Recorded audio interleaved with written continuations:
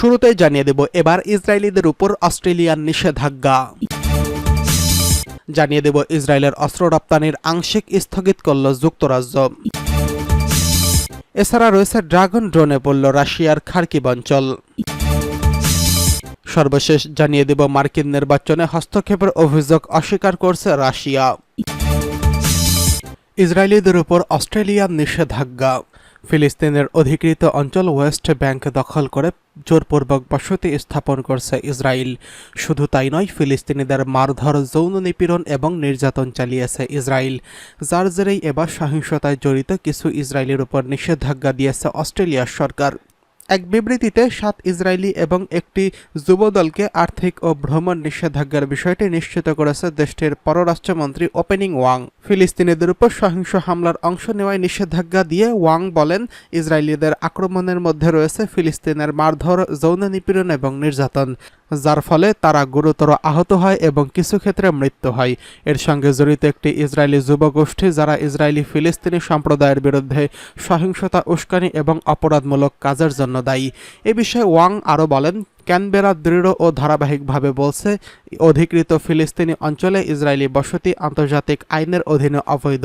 আমরা ইসরায়েলকে বসতি স্থাপনকারী সহিংসতার অপরাধীদেরকে জবাবদিহিতার আওতায় আনার জন্য এবং তার চলমান বসতি স্থাপনের কার্যক্রম বন্ধ করার আহ্বান জানাই, কেননা এটি উত্তেজনাকে আরও বাড়িয়ে দেবে এবং স্থিতিশীলতা ও দ্বিরাষ্ট্র সমাধানের সম্ভাবনাকে আরও ক্ষতিগ্রস্ত করবে।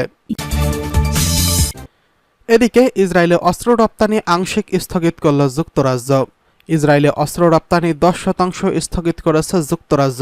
ব্রিটিশ সরকার বলছে, অস্ত্রগুলো আন্তর্জাতিক মানবাধিকার আইনের গুরুতর লঙ্ঘনে ব্যবহৃত হতে পারে এমন আশঙ্কায় ইসরায়েলের কাছে 350টি অস্ত্র রপ্তানি লাইসেন্সের মধ্যে 30টি লাইসেন্স স্থগিত করা হয়েছে। কাতার ভিত্তিক সংবাদ মাধ্যম আল জাজিরা জানিয়েছেন, সোমবার ব্রিটিশ পররাষ্ট্রমন্ত্রী ডেভিড ল্যামি সংসদে এই তথ্য জানান। তিনি বলেন, আংশিক এই নিষেধাজ্ঞার আওতায় এমন সামগ্রী রয়েছে যা গাজায় হামাসের বিরুদ্ধে বর্তমান সংঘর্ষে ব্যবহার করা যেতে পারে, তবে এতে F-35 যুদ্ধবিমানের যন্ত্রাংশ অন্তর্ভুক্ত নয়। ইসরায়েলের আত্মরক্ষার অধিকারকে যুক্তরাজ্য সমর্থন করে জানিয়ে ডেভিড ল্যামি বলেন, লাইসেন্স স্থগিত করার অর্থ অস্ত্র রপ্তানির উপর পুরোপুরি নিষেধাজ্ঞা বা আংশিক নিরাপত্তা নয়। যুক্তরাজ্য এখনও ইসরায়েলের আত্মরক্ষার অধিকারকে সমর্থন করে।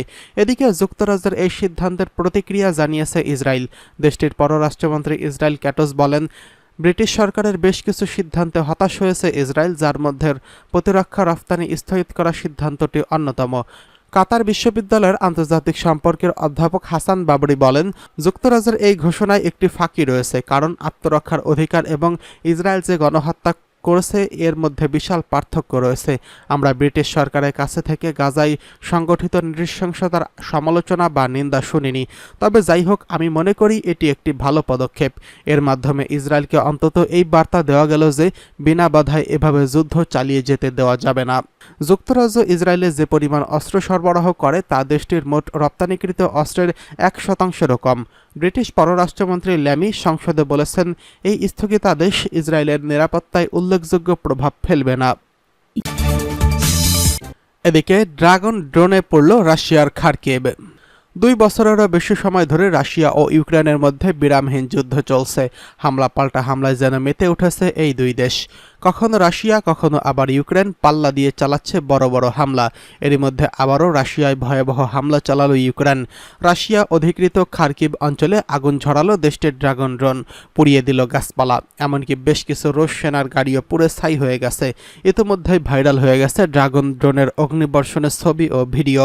প্রতিবেদনে বলা হয়েছে, খরনে গ্রুপ নামের একটি টেলিগ্রাম চ্যানেলে শেয়ার করা হয়েছে ড্রোনের থার্মাইট, অ্যালুমিনিয়াম পাউডার এবং আয়রন অক্সাইডের মিশ্রণ বর্ষণের দৃশ্য। পুড়ে যাওয়া এই সময়ে এই বস্তুটি অত্যন্ত বেশি তাপমাত্রা সৃষ্টি করে, ফলে ড্রোনের মুখ থেকে সেটি বর্ষিত হলে সামনে যা পায় সবকিছু পুড়িয়ে দেয়।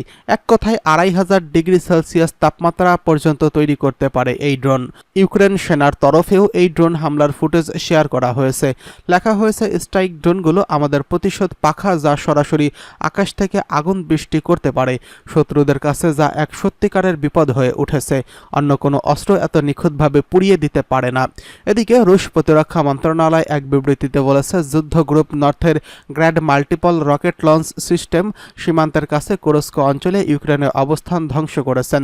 বিবৃতিতে বলা হয়েছে, ব্যাটল গ্রুপ নর্থের গ্র্যাড মাল্টিপল লঞ্চ রকেট সিস্টেমের করা ফায়ার পাওয়ার মিশন চালানোর সময় কুরস্ক অঞ্চলে সীমান্তের কাছে ইউক্রেনীয় সেনাদের অবস্থান ধ্বংস করা হয়েছে। মন্ত্রণালয় বলছে, ফরওয়ার্ড রিকনেসান্স গ্রুপ এবং মনুষ্যবিহীন বিমানের সহযোগিতায় গ্র্যাড কোরা শত্রুর অবস্থান, দুর্গ এবং পর্যবেক্ষণ পোস্টগুলোতে হামলা চালায়। আর্টিলারি, ইউক্রেনের সাজোয়া যান এবং হিট অ্যান্ড রান অস্ত্র দ্বারা ব্যবহৃত রুটেও হামলা চালানোর কথা জানায় তারা। রাশিয়ান একজন কমান্ডার বলেছেন, আমরা কনভয়গুলোতে আঘাত করি, আমরা বিদেশি তৈরি M777 হাইড্রোজার ধ্বংস করেছি, কখনো কখনো আমরা দিনরাত কাজ করি। পরিস্থিতি এখন এমন যে শত্রুতে মারতে হবে, তাড়াতে হবে। আমরা শেষ পর্যন্ত লড়াই চালিয়ে যেতে প্রস্তুত। গত কয়েক সপ্তাহে অনেক শত্রু ধ্বংস হয়েছে। উল্লেখ্য, যুদ্ধ শুরুর পর থেকে হামলা পাল্টা হামলার ঘটনায় হাজার হাজার মানুষ মৃত্যুবরণ করেছেন এই দুই দেশে। চলতি বছরের শুরুতে রাশিয়ার হামলা রুখতে রাশিয়ার মাটিতেই জোরালো হামলার নীতি নিয়েছে ইউক্রেন। চলছে রাশিয়ার দখলে যাওয়া একাধিক অঞ্চলে ফের নিজেদের দখলে আনার চেষ্টা। বলতে গেলে রাশিয়াকে পাল্টা মার দিয়ে রণক্ষেত্রের ছবি বদলে দিয়েছে ইউক্রেন। ফলে প্রবল চাপে পড়েছে পুতিন বাহিনী। এই পরিস্থিতিতে হঠাৎই যুদ্ধবিরতির কথা শোনা গেছে রুশ প্রেসিডেন্ট ভ্লাদিমির পুতিনের গলায়। তবে যুদ্ধ থামানোর জন্য তিনি ভরসা করতে চাইছেন ভারত, চীন, ব্রাজিল এই তিন দেশের উপরে। ইউক্রেনের প্রতিরোধ ও পাল্টা মারের শরীর নরম করেছেন তিনি, এমনটি মনে করছেন বিশেষজ্ঞ মহল। এদিকে মার্কিন নির্বাচনের হস্তক্ষেপের অভিযোগ অস্বীকার করছে রাশিয়া। আসন্ন মার্কিন প্রেসিডেন্ট নির্বাচনে রাশিয়ার হস্তক্ষেপের অভিযোগ অস্বীকার করেছেন ক্রেমলিনের মুখপাত্র দিমিত্রি পেসকভ। ওয়াশিংটন পোস্টের এক প্রতিবেদনের বরাত দিয়ে এই তথ্য জানিয়েছে রুশ সংবাদ সংস্থা তাস। পেসকভ বলেন, এটাই প্রথমবার নয় যুক্তরাষ্ট্রের নির্বাচন হস্তক্ষেপের জন্য রাশিয়াকে দোষারোপ করা হয়েছে।